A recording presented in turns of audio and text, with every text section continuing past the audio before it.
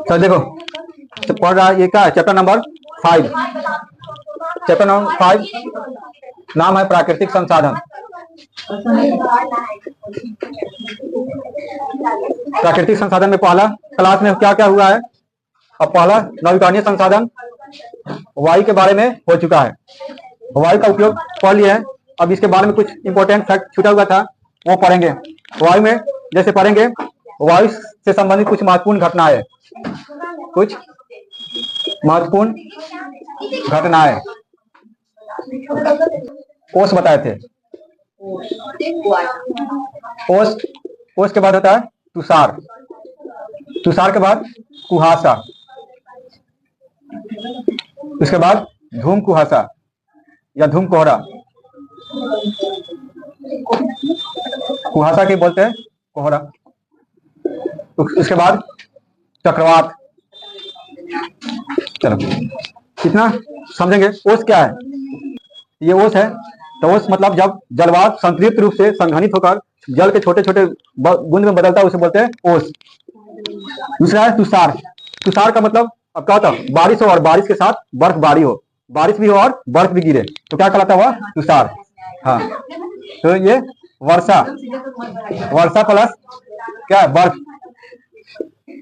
बर्फबारी दोनों एक साथ हो तो कहलाता है तुषार। कुहासा, कुहासा का ही नाम है कोहरा। तो कुहासा का मतलब, अब देखो इसमें धूल कण, धूल कण के साथ क्या रहता है, ये जलवाष्प। जब धूल कण के साथ जलवाष्प रहेगा तो वो कहलाएगा कुहासा या कोहरा। धूम कोहरा क्या है, तो इसके साथ धूल कण भी हो, जलवाष्प भी हो और धुआं भी मिल जाए तो कहलाता है धूम कोहरा। तो क्या होगा, पहले धूल कण, धूल कण जलवाष्प प्लस धुआं, तब बनता है धूम कोहरा। उसके बाद आता है चक्रवात। चक्रवात मतलब साइक्लोन, नाम सुना है चक्रवात। तो क्या है, जब किसी भी क्या है वायुमंडलीय परिवर्तन के कारण किसी स्थल भाग पर सूरज के क्या है प्रकाश से कहीं स्थल भाग के क्या होता है, हवा, हवा का होता है गर्भ के ऊपर उठ जाता है तो वहां का जगह क्या होता है, खाली हो जाता है। और उस खाली जगह भरने के लिए तेजी से अगल बगल की हवाएं क्या होती है, चलने लगती है। और इसी का तेजी से हवा चलती है, उसी को बोलते हैं चक्रवात। क्या होगा, ये चक्रवात बॉन्डर उसी को बोलते हैं। उठते उठते क्या है, ऊपर गोल गोल घूमते घूमते ऊपर उड़ जाता है, तो ये चक्रवात। तो कहां से चलता है चक्रवात, ये उच्च दाब से निम्न दाब की तरफ, उच्च दाब से निम्न दाब की तरफ। निम्न दाब कैसे उत्पन्न होता है, सूर्य के प्रकाश गर्म क्या है, जहां के हवा गर्म होकर ऊपर उठ जाता है तो वहां का जगह खाली हो जाता है। जैसे एक बाल्टी का है, पानी में से बीच का पानी निकालेंगे तो खाली रहेगा पानी, बगल का क्या होगा, पानी पूरा जल्दी से मिल जाएगा। उसी तरह हवा भी क्या होता है, जैसे कहीं खाली होता है उसको भरने के लिए अगल बगल के सब का तेजी से हवाएं दौड़ती है, उसी को बोलते हैं चक्रवात या साइक्लोन। तो पढ़ेंगे वायु प्रदूषण। वायु प्रदूषण का मतलब क्या होता है, तो जल क्या है, जैसे क्या प्रदूषण, एक वर्ड को समझेंगे प्रदूषण क्या है। प्रदूषण मतलब पॉल्यूशन, किसी भी शुद्ध पदार्थ में, किसी भी क्या है शुद्ध पदार्थ में अवांछनीय हानिकारक पदार्थ मिल जाता है जिससे उसकी गुणवत्ता क्या होती है, ये घट जाती है, उसी को बोलते हैं प्रदूषण। प्रदूषण का मतलब क्या हुआ, जब कोई शुद्ध पदार्थ हो उसमें क्या है बहुत सारे अपशिष्ट पदार्थ मिल जाए, बेकार पदार्थ, अवांछनीय हानिकारक पदार्थ मिल जाए जिससे उसकी गुणवत्ता क्या हो, कमजोर हो जाए, गुणवत्ता घट जाए, जो हमारे लिए हानिकारक हो जाए, उसी को बोलेंगे क्या, प्रदूषण। ये प्रदूषण कितने प्रकार का होता है, कितने प्रकार प्रदूषण, 4 प्रकार के प्रदूषण। पहला कौन सा प्रदूषण, वायु प्रदूषण। दूसरा जल, जल प्रदूषण। तीसरा मृदा प्रदूषण। और चौथा बताओ ध्वनि प्रदूषण। ये जनरली क्या है 4 प्रकार के पॉल्यूशन है हमारे आसपास में। तो वायु में क्या होता है, वायु में कुछ अवांछनीय गैस मिल जाए, हानिकारक गैस मिल जाए जिसका हम सांस लेंगे उससे बीमार पड़ जाए, उसकी गुणवत्ता घट जाए तो उसे बोलते हैं वायु प्रदूषण। वायु प्रदूषण किन किन कारणों से होता है, तो जनरली 2 कारणों से। एक तो क्या है, वाहनों से निकलने वाली, वाहनों से निकलने वाले धुओं से,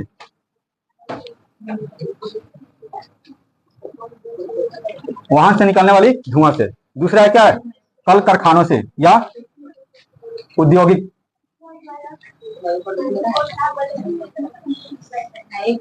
क्या धुएं।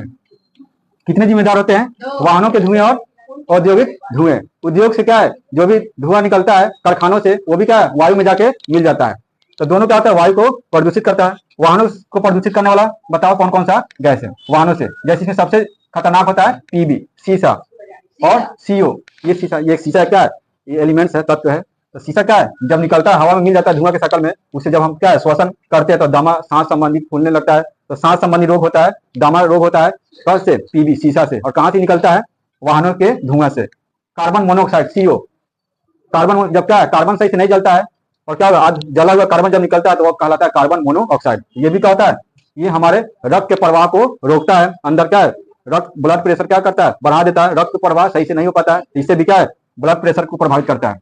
औद्योगिक धुएं में क्या आता है, जैसे सल्फर डाइऑक्साइड। सल्फर एक क्या है धातु, क्या धातु, सल्फर एक अधातु है। सल्फर ऑक्सीजन से मिलता है तो क्या कहलाता है, सल्फर डाइऑक्साइड। उसी तरह नाइट्रोजन ऑक्साइड, जब ये दोनों कारखाने से निकलती है और क्या है मिल जाता है पूरे क्या वायु में, और वायु मिलने के बाद वायु को प्रदूषित कर देता है।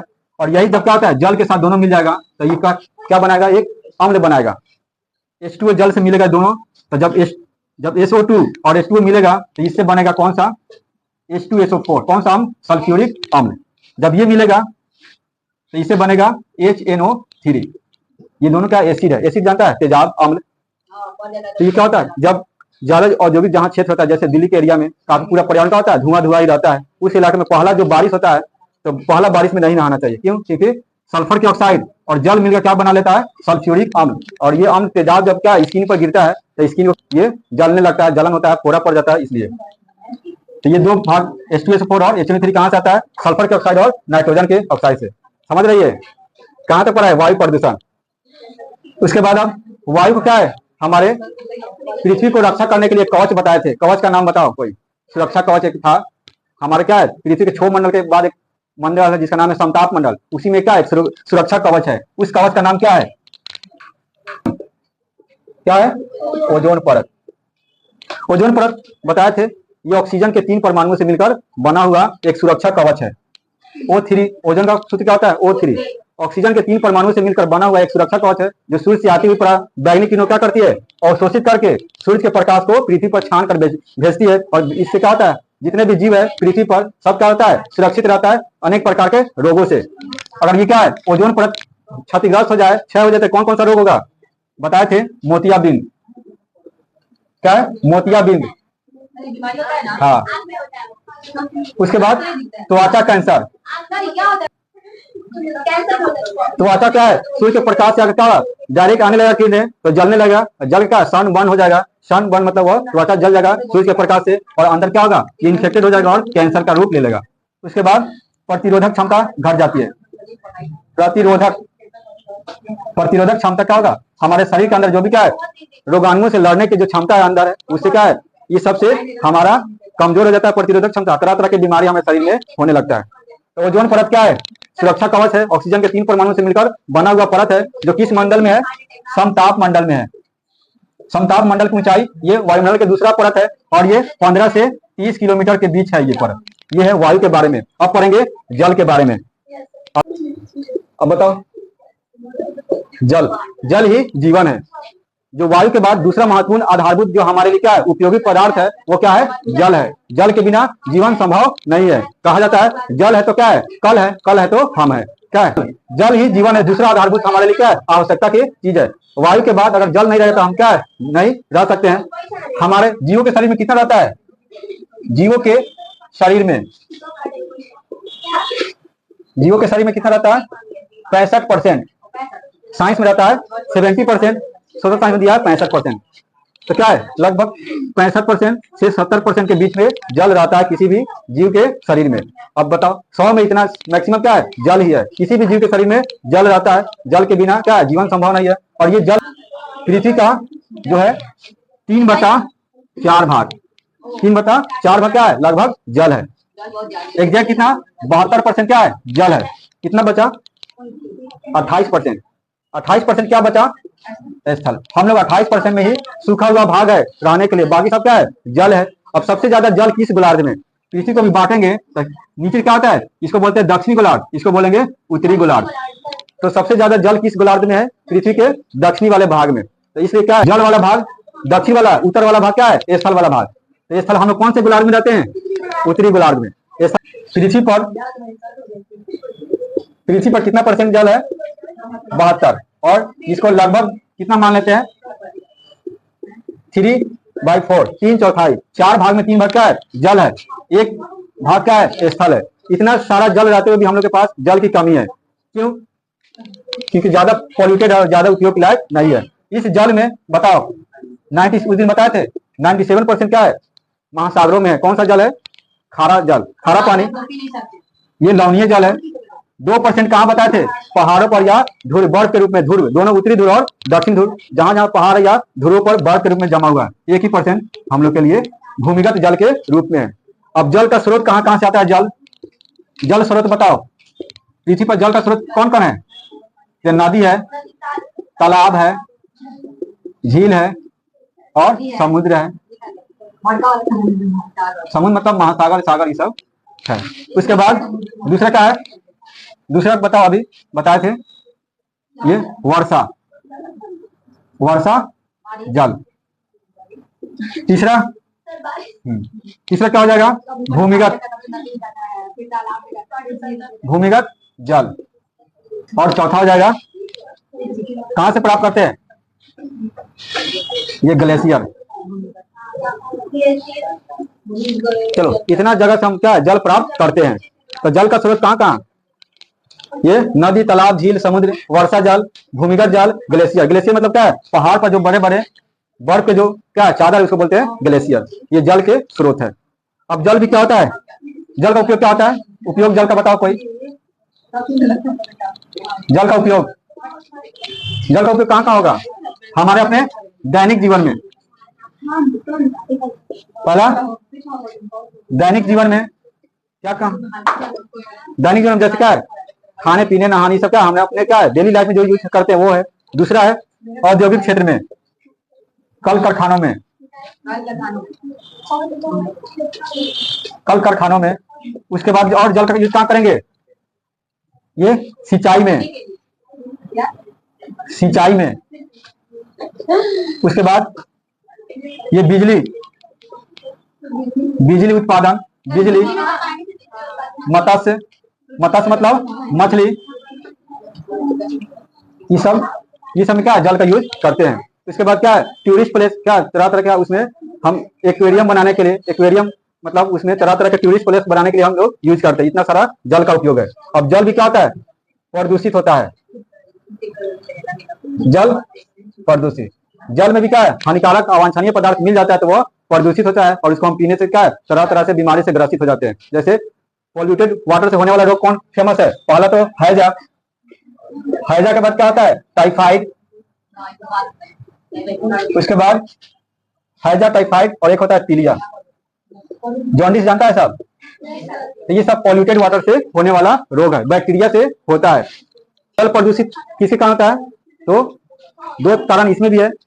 जितना भी हमारे क्या है घरों से पूरा कचरा निकलता है, नदी में बहा देते हैं। उसके बाद है जितना भी कल कारखाने से क्या है कचरा निकलता है, वो भी कहाँ चला जाता है? नदी में, तालाब में। इससे जल क्या है? जल प्रदूषित हो जाता है।